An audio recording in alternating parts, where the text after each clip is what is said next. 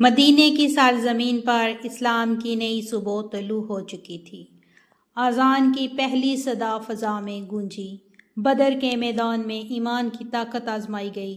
احد نے اطاعت اور صبر کا سبق دیا۔ مسجد نبوی میں صفا کی چھت تلے ایک نئی یونیورسٹی جنم لے رہی تھی۔ آئیے دیکھتے ہیں وہ واقعات جنہوں نے اسلامی ریاست کی بنیاد کو مضبوط کیا۔ مدینہ میں جب مسلمان اکٹھے ہوئے تو نماز کا وقت آنے پر سب کو جمع کرنا مشکل ہو گیا۔ اس سے پہلے لوگ کسی مقررہ وقت پر خود آ جاتے یا کبھی آواز لگا دی جاتی۔ حضرت عبداللہ بن زید کا خواب۔ ایک دن حضرت عبداللہ بن زید نے خواب میں ایک فرشتہ دیکھا جس نے انہیں آذان کے الفاظ سکھائے۔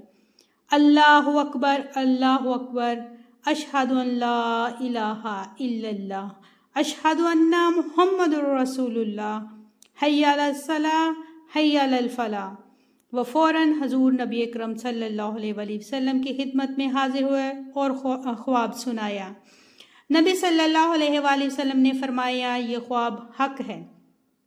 حضرت بلال حبشی کا مؤذن مقرر ہونا۔ پھر آپ صلی اللہ علیہ وآلہ وسلم نے فرمایا، بلال یہ کلمات کہو کیونکہ تمہاری آواز بلند اور خوبصورت ہے۔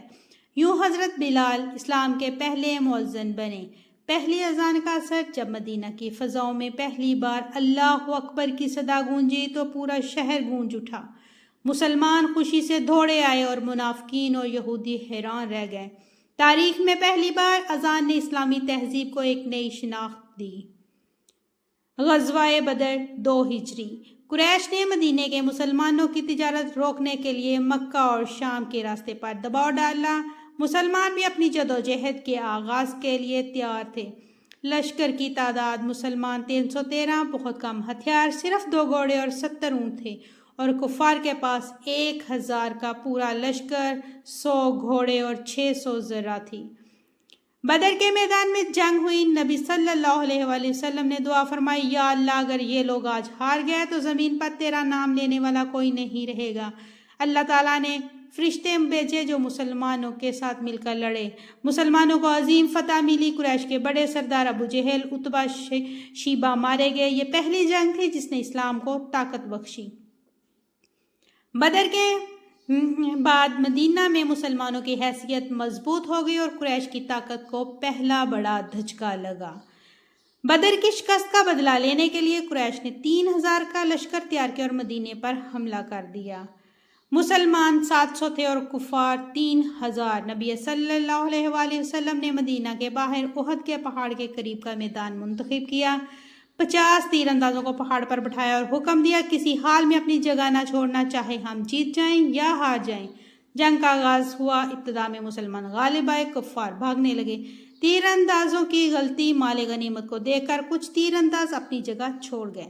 خالد بن ولید جو اس وقت مشرک تھے، انہوں نے موقع دیکھ کر پیچھے سے حملہ کیا اور اس کا نتیجہ یہ ہوا کہ مسلمانوں کو نقصان اٹھانا پڑا۔ 70 صحابہ شہید ہوئے جن میں حضرت حمزہ بھی شامل تھے۔ نبی کریم صلی اللہ علیہ وآلہ وسلم زخمی ہوئے، دندان مبارک شہید ہوا۔ یہ جنگ مسلمانوں کے لیے سبق تھی کہ اللہ کے رسول کے حکم کی خلاف ورزی نقصان لاتی ہے۔ صحابہ صفا اسلام کی پہلی یونیورسٹی مدینہ میں کچھ صحابہ ایسے تھے جن کے پاس گھر اور مال نہیں تھا۔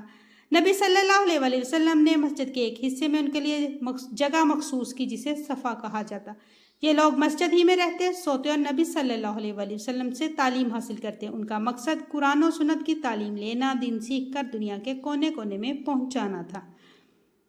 نبی صلی اللہ علیہ وآلہ وسلم خود ان کے پاس بیٹھتے، تعلیم دیتے۔ دنیا کی پہلی اسلامی یونیورسٹی تھی۔ بڑے بڑے صحابہ یہاں سے فارغ ہو کر داعی اور معلم بنے۔ اذان نے اسلام کو ایک الگ شناخت دی، بدر نے اسلام کو طاقت بخشی اور احد نے صبر اور اطاعت کا سبق دیا۔ صفا نے اسلام کو ایک تعلیمی تحریک بنایا۔ یوں اذان کی صدا سے لے کر بدر و احد کی آزمائشوں تک اور صفا کی چھاؤں میں سیکھنے والے شاگردوں تک مدینہ روشنی اور علم کا مرکز بن گیا۔